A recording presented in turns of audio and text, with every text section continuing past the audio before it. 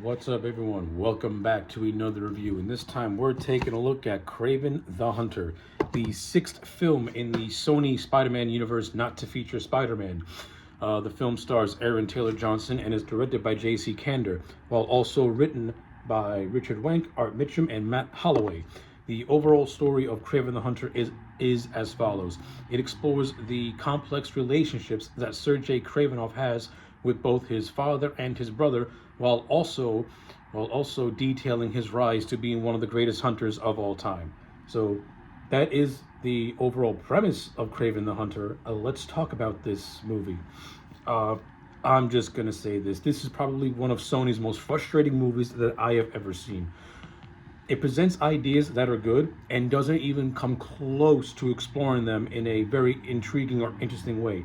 Kraven the Hunter literally uses the most easiest and laziest plot conveniences and tropes just to push its lacking story to the finish line. It's no wonder that this movie underperformed and was the death nail in Sony's just poorly mapped out Spider-Man-less universe. Yeah, this review is going to be more like a rant, and I'm not really going to have a whole lot of positives to say about it because this movie, after watching it twice, was infuriating. It wasn't infuriating because it was bad. It was infuriating because in my head, as I was watching it, I was mapping out a much better movie and a much better character journey for Kraven, and also for Dimitri, his brother, who was played by Fred Halchinger. I can't pronounce his last name, but yeah, this movie took elements from Kraven's lore and it did absolutely nothing interesting or intriguing with them. Like I said, it presented some interesting and intriguing ideas, but it doesn't even go in halfway into the direction that I thought it was going to go in, especially when it comes to Kraven's brother Dimitri, because this movie had a golden opportunity to do something very just twisted with Dimitri, especially when you get to the end of it, and it doesn't do anything, because when you get to the end of this movie, Dimitri's turn to the dark side feels just out of left field, and Kraven embracing his father's heritage as a great hunter also comes out of left field, because there is no point in this movie where I get the idea that Sergei is wrestling with the fact that he's becoming like his dad. Like, those conflicted feelings, never once do I get an ounce that he's feeling anything. And that's my biggest point of contempt when it comes to this movie. This movie pretty much places Kraven and Dimitri on their separate paths, but getting there is just so clunky, it's so just dull, and it legit comes out of left field because they did very little to drop like hints or foreshadowing. Like, they did foreshadowing with Dimitri, and then has a just a very fan service payoff that comes out of left field, and it was frustrating and it was just dull. And that's what this movie is. Like, Kraven the Hunter is just a dull movie. Like, on paper, this thing should have been vicious. Like, this movie has an R rating, but it feels like a PG-13 movie with just maybe a few F-bombs and some blood spurts just to give it the R rating, because this movie doesn't even come close to even becoming this gruesome or gory movie like the trailers wanted to make it feel. Like, it's the exact opposite. This literally feels like a PG-13 movie with some CGI blood and maybe one or two F-bombs just to make it feel mature. So not only did this movie have a very lackluster story, which I will detail momentarily, along with what I would have done differently, it also has just piss poor marketing that makes you think you're going to see like this buttoned down, gritty, just violent movie, and you don't really get that. Instead, you get a poor man's John Wick without the nuances or creativity of John Wick. And it feels like you're just watching a movie that is just existing and is just wasting 2 hours of your time. Awesome. Not only that, you actually have a cast of very talented actors. You have Aaron Taylor Johnson, who is actually a good actor. Like, I'm not like the world's biggest Aaron Taylor Johnson fan, but he is good in the movies that I've seen him in, and God bless him, he got himself utterly shredded for the role of Kraven. Like, you could tell he took this role very, very seriously. Maybe too seriously for his own good. I'm not going to call him the strongest part of this movie, but he did do a decent job. I would have chosen maybe somebody who was a little bit more burlier than Taylor Johnson, but for the context of this movie, he did a solid job. Fred Holginger, who played his brother who plays Dimitri, who is the Spider-Man villain Chameleon, he was fine too. I think he and Johnson have decent on-screen chemistry with one another. I buy them as being brothers that legitimately care for one another. Now, when I talk about what I would have done with Dimitri, it would have recontextualized the whole relationship in a much more complex and interesting way. But I'll get to that in a little bit. But yeah, I think these two were fine in their roles, and they don't got the greatest chemistry as brothers, but it was decent enough to make me care. Is ultimately what succeeded. Russell Crowe plays Nikolai, who is the father of both Kraven and Dimitri. I like Russell Crowe as an actor. He's always been good in whatever I've seen him in. Lately, in a lot of his movies, you can tell that he's just been phoning it in and working for a paycheck. In this movie, I'm not going to lie, it's no different. He puts on a very, very just forced Russian accent that you can tell is not natural. But at the same time, he's trying not to phone it in, as he's been doing lately. So take that for what it is. I think if this movie had a much better director and much better writers, then I think Russell Crowe would have gave more of a shit while playing the character of Nikolai, especially since his character has a very just complex relationship with both his sons. Like, if this movie had better writers and a better director who actually knows how to create who actually can do complex relationships, then the triangle of the father and his two sons could have been. It's supposed to be the backbone of this movie, and to an extent it is, but it's not a good backbone. It's like a very flimsy backbone that doesn't have a whole lot of meat to it, and that's a shame because, again, you could have gotten so much intrigue out of this, especially with the character of Nikolai, who really acts more like Kraven from the comics than Aaron Taylor Johnson does, which is just weird. You also have Alessandro Nivola, who is a very talented actor. You may know him as Pollux Troy from Face Off. He plays the Rhino, Alexei Strivovich, who is the main rival of the Kravenoffs, and his performance is so weird. Like it's weird and it's unintentionally comical. Like, I don't know why Novello chose to play this character as comically as he did, and his scenes just conflict with the rest of the movie that's trying to go for a more darker and grittier tone, and then you have this performance which feels like a cartoon villain. Not only that, the dude is dressed like one of those dudes like one of those Jehovah's Witnesses who ride around on bicycles wearing the white shirts and the bow ties, wanting to talk to you about the Lord Jesus Christ. Like, can you make this character any more or less goofy than what he is? And then he has these weird moments where he just like bursts out in weird animal noises, and it's just so awkward. It's just so weird. He's trying so hard to be intimidating, and it's like a high school guidance counselor trying to act intimidating. It's so dumb. And I also do not care for his look as the Rhino. Like, ever since The Amazing Spider-Man with Andrew Garfield, they have been trying so hard to do these animal-human hybrids, and it's just so dumb. I don't like it at all.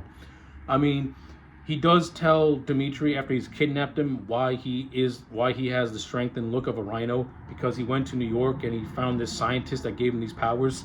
The scientist is actually Miles Warren, who is the Jackal from the comics.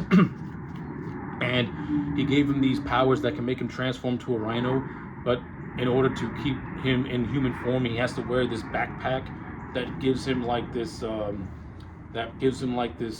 this chemical that keeps him human, because every time he transforms into the rhino, it's a painful experience or something like that. Like, okay, if the movie had a much more serious tone with his character and he actually brought more nuance to it, then I can actually get on board with something like this. Like, this is a man who is trying to keep his animal instincts at bay, but is having a hard time doing so. And yeah, it doesn't even come close to doing that. Like, it plays it off as a joke, and it's just so dumb. To tell you the truth, the only real good villain in this movie that I actually did like was Christopher Abbott's portrayal as the Foreigner. I thought this character was actually kind of cool, and this is actually one of the few moments in the film where it actually tried to get creative visually with the Foreigner's power by having him appear as by having him create these optic illusions while hypnotizing his victims. It's actually cool, and Kandor and Ben Davis, who is a very skilled cinematographer who was wasted in this movie, this is one of the few times where both these two got creative with the visuals in this film, is with the character of the foreigner. I think his demise at the end is very lackluster and just wow, that's it. That's how we get this movie. That's how we get this guy out of the movie. That sucks. Not only that, the foreigner in the scenes that he's in, he's the best part. Like, he's literally the best villain in this whole movie, and I really, really, really wish that they would have had him take center stage over Alexei, because Alexei was just too goofy for my liking. Like, I think the movie would have worked better if the foreigner was the lead villain and he just used Alexei as his lackey and used Alexei's rhino powers for his advantage. I think it would have made for a much more stronger villain, is what I was looking for at the end of the day. Instead, he's just a side character who starts to begin to have a cool fight with Kraven at the end, and then gets killed off by Calypso in an unceremonious way. And I'm left scratching my head like, really? That's it? That sucks. Of Calypso, who was supposed to be the on-again, off-again love interest of Kraven. She is played in the film by Ariana DeBose, and I think DeBose is one of the weakest parts of this movie. Her performance is just so lackluster. It's just so wooden. She and Aaron Taylor Johnson have got zero chemistry. Half their dialogue feels like exposition dumps where I don't really get the sense of who she is. We get a flashback at the beginning of the movie where Kraven was a young man, refuses to go on a hunt with his dad, and then gets mauled by a lion. And while he's on the brink of death, Calypso, after having hung out with her grandmother, who actually acts more like the real voodoo priestess Calypso, young Calypso gives Kraven this magical potion that it heals his wounds, but also gives him enhanced strength and stuff like that. And you would think that from this moment, Calypso and Kraven would have the makings of their romantic relationship, but the movie doesn't even come close to even exploring that aspect of their characters. Instead, Calypso just acts like Kraven's little sidekick, and they don't really do much together. They don't. Like, you could have had the makings of a twisted love story with these two, to make Calypso slightly interesting, and they go in a direction where they don't even tease or hint at that, and Calypso just comes across as just dull and boring and completely uninteresting. I already don't care for Ariana DeBose's performance in this movie to begin with, because I think she's so wooden and just so, like, phoning it in. And I think this is her actually trying to act, so maybe she's just not a good actress. I don't know. I've never seen West Side Story, so I can't really comment on her. But judging by this, I could care less if I see anything that she's in. She's boring. She's dull. She's uninteresting. Her grandma is more interesting, because at least she acts like the voodoo priestess that we all know and that we all know from the books. This movie is so weird because Kraven's dad acts more like Kraven, and Calypso's grandmother acts more like Calypso. It's like the children act nothing like their comic book counterparts, yet their elders act more like their comic book counterparts. It's such a weird dynamic. The action sequences in this movie, they're nothing really to write home about. I mean, they're not horrible. They're not like it's not like they're choppy.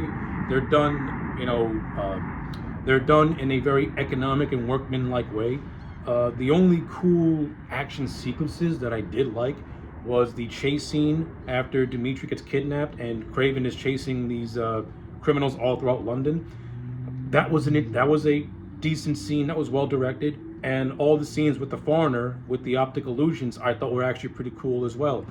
The CGI fight scene with Kraven versus the Rhino, I thought that was hammy, and I thought that was just dull. Wasn't anything interesting.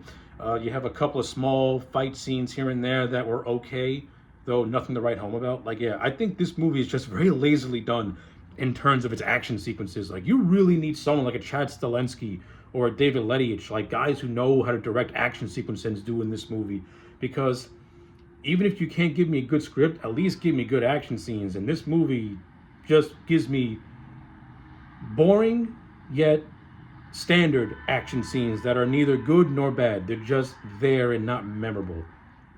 Yeah, for a movie that's lacking in a very intriguing story, which is what we're going to cover next, that's bad. Well, let's just talk about it. This movie's biggest flaw is its story, and how it chose to characterize Kraven. In the books, again, going back to the comics, Kraven is one of Spider-Man's most deadliest enemies because Kraven is a big game hunter. Kraven is in it for the thrill of the hunt. Kraven, to me, is an interesting character because he's not doing these things because of a moral compass or stuff like that. He's doing it for the thrill. Kraven does this hunting for the thrill. So, in the books, after Kraven has hunted every single big game animal he could, he gets bored, and he decides that to curb this boredness, he wants to have a hunt that will give him a challenge, and that's why Kraven always comes into conflict with Spider-Man, because Spider-Man gives Kraven his biggest thrill, his biggest hunt. It gives Kraven the challenge that he longs for. That's what makes Kraven, to me, a very interesting villain. Not only that, he has a very complex relationship with Dimitri in the comics, in which they don't like one another.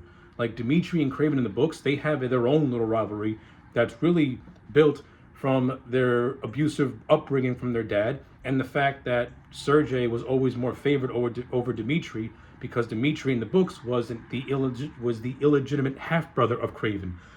That instantly put Dimitri at a disadvantage. Not only that, he was physically abused by Kraven, and he was always perceived as being weaker when compared to Kraven, which further fueled Dimitri's just resentment towards his brother. Like in the books, Dimitri and Kraven, they do team up every now and then, but they always have that underlying just hatred for one another. That's something that this movie sorely lacks. So, in the film, it chose to present Kraven not as someone who hunts big game animals, but somebody who hunts criminals as a vigilante. Why Kraven is hunting these criminals, I don't know. The movie does not do a good job at really exploring this idea. It says that he's doing it because he's against animal poachers and stuff like that. Okay, but here's the thing though. Kraven is not a animal lover. He's not somebody who wants to preserve the animal, who's not an animal conversionalist. Kraven's a hunter at the end of the day. In the books, he does have a strict code because he's against, technological advances when it comes to hunting. He prefers to do it the old-fashioned way. That's Kraven's code in the books. Kraven's code in this movie is that he just hunts criminals, and that's how he got his name of Kraven the Hunter. He didn't get it because he hunts the big game and is superior. He got it because he hunts criminals. It's fucking stupid. I don't like Kraven being a vigilante who hunts criminals. That's fucking dumb. I hate that aspect that this movie chose to go down. It completely just recontextualizes Kraven as a totally different character at this point, because you're missing what he is. And not only that, by not having Spider-Man in this movie, Kraven to me just feels aimless. Like, this movie to me feels like it has no idea what direction it wants to go in, because it has to work around the fact that there's no Spider-Man. Because you have no Spider-Man, you pretty much took away Kraven's main motivation for being a hunter, which is why you go down the route of him being a vigilante, which is just stupid. The idea of Kraven being an anti-hero, I don't care for, because in the books, Kraven is not an anti-hero. Does he sometimes work with Spider-Man? Yeah, but not because he wants to, because he has no choice. And it's for totally different reasons than wanting to do good. Oh my God, this movie, it really is really frustrating to watch when you break it down. And then you got Kraven's whole relationship with his brother Dimitri. In the movie, Dimitri and Kraven are portrayed as having a very somewhat close bond with each other. That's actually a change from the books that I actually do like, because you could have gone in such a sinister way with this that would have recontextualized Dimitri as a master manipulator. So, in the movie, Dimitri and Kraven, they have a good brotherly bond. They both have, they're both the victims of abuse from their father Nikolai, who always favored Sergei over his young son Dimitri. But after Sergei kind of leaves his father's camp, Dimitri is left alone with Nikolai, and Nikolai and Dimitri kind of sort of have their own thing going on, where Nikolai views Dimitri as weak because Dimitri chose to want to be an artist and not be a gangster like him. So this creates the whole dynamic between Nikolai wanting to wanted to prop up Sergei to take his throne, and Sergei really has no interest in wanting to follow in his father's footsteps. And then you have Dmitri, who is just frowned upon by his father in a certain way because he chose to have more artistic endeavors as opposed to wanting to be in the family business. Like, this is an idea on paper that I liked, but it wasn't even close to being explored in a cool way. And then you have the whole deal with Alexei, who is trying to wipe out the Kravenov so that way he can have ultimate power for himself in the underworld. This is what I would have done. This, to me, would have made Dimitri's story much more interesting, along with Kraven and Nikolai, and it would have recontextualized Dmitri as being somebody that his dad underestimated for his entire life. So in the movie, it's already stated that Dmitri is a chameleon at imitating people. How cool would it have been if Dmitri would have manipulated his own kidnapping as a way to infiltrate Alexei Strivovich and manipulate Alexei into killing his father, so that way Dmitri could have consolidated power. Also manipulating Kraven into killing Alexei, because at the end, Dmitri is trying to wipe out the competition. He's trying to wipe out his dad and trying to wipe out Alexei, and he's trying to do this without getting his hands dirty. How awesome would that have been? Like, Dmitri literally uses the close bond he has with his brother in order to gain power in the underworld. He uses his brother to kill the Rhino after he uses the Rhino to kill his dad, wiping out the two main threats and becoming the ultimate power. This would have broken the relationship, the close bond between Kraven and Dmitri, because when you get to the end of the movie, where Dmitri reveals that he planned the whole thing, this would have crushed Kraven. Like, the man who we thought was his brother is someone else entirely, and Dmitri is just cold-hearted at that because of everything. That could have been cool. Now, again, that's a rough idea. Now, if you have somebody who could have fleshed it out more, you could have gotten something really cool out of it. But the movie does not even come close to going in that direction. There are moments where it may drop an unknowing tease that it could be going in that direction, especially when you get a line of dialogue from Dmitri, where he says that people have always underestimated him. You could have used that line to him showing his hand to Alexei, though Alexei, being too dim-witted, didn't catch on to that. No, it doesn't go in that direction. Instead, it just goes in this bare bones direction where Dmitri gets kidnapped. He's still weak and meek. And then you get to the end of the movie where he gets saved by Kraven, and Dmitri gets stopped by Kraven from killing the Rhino out of revenge for the kidnapping.